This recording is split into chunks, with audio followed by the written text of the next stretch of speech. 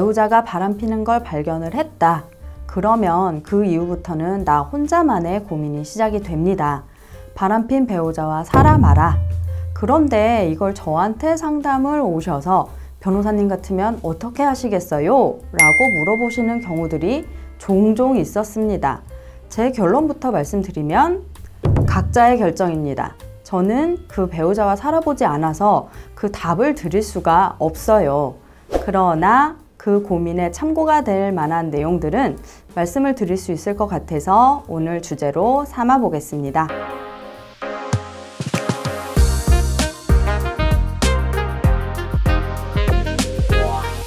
안녕하세요. 14년차 이혼 전문 변호사, 위자료 챙겨주는 언니 서지연입니다.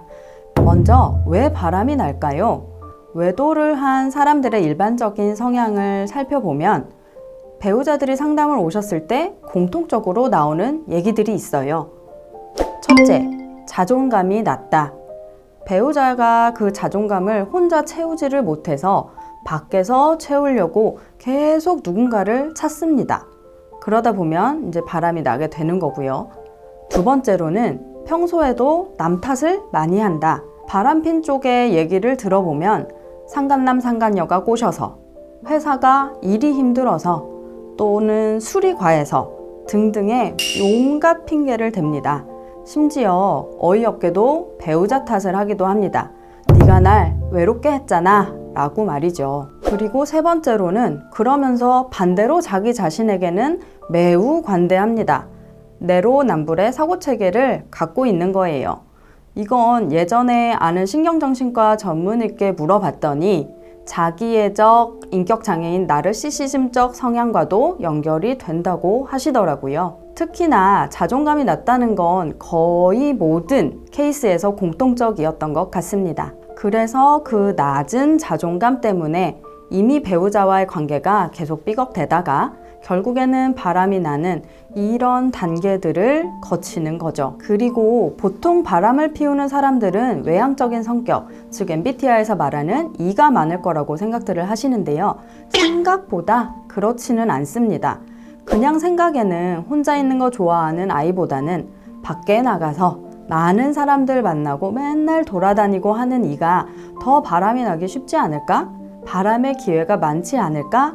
라고 생각을 하지만 바람의 기회가 많은 것과 실제로 바람까지 피우는 건 전혀 다른 문제입니다. 만약 I인데 자존감이 낮다 그러면 I형은 소수의 사람들과의 관계에서 자신의 자존감을 채우기 때문에 그 소수의 이성이 포함되어 있다.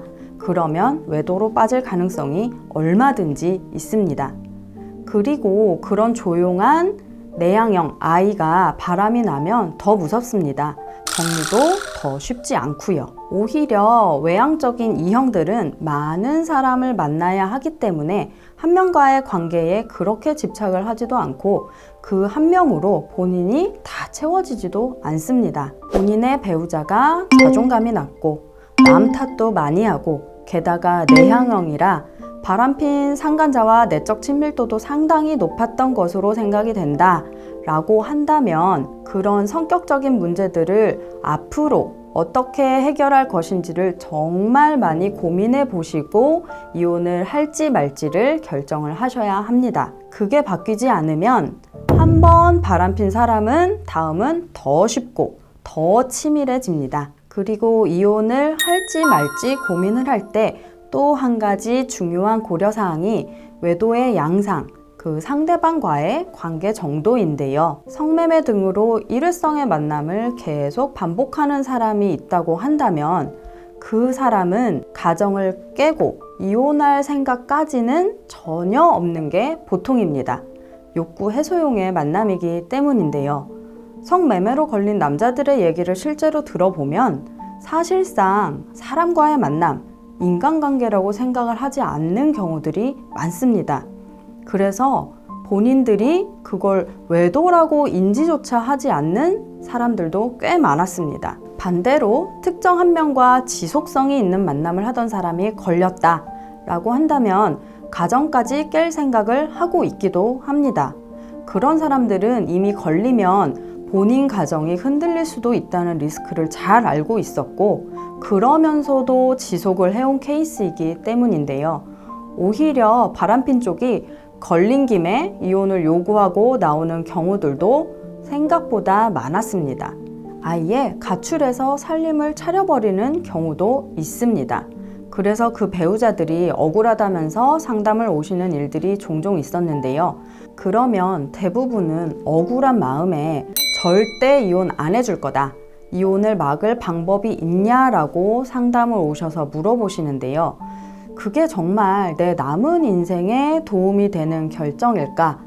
라는 건 다시 한번 생각을 해보시고 결정을 하셨으면 좋겠습니다. 지금까지 내용이 많아서 1편을 마무리하고 다음 편의 이야기를 더 이어가도록 하겠습니다.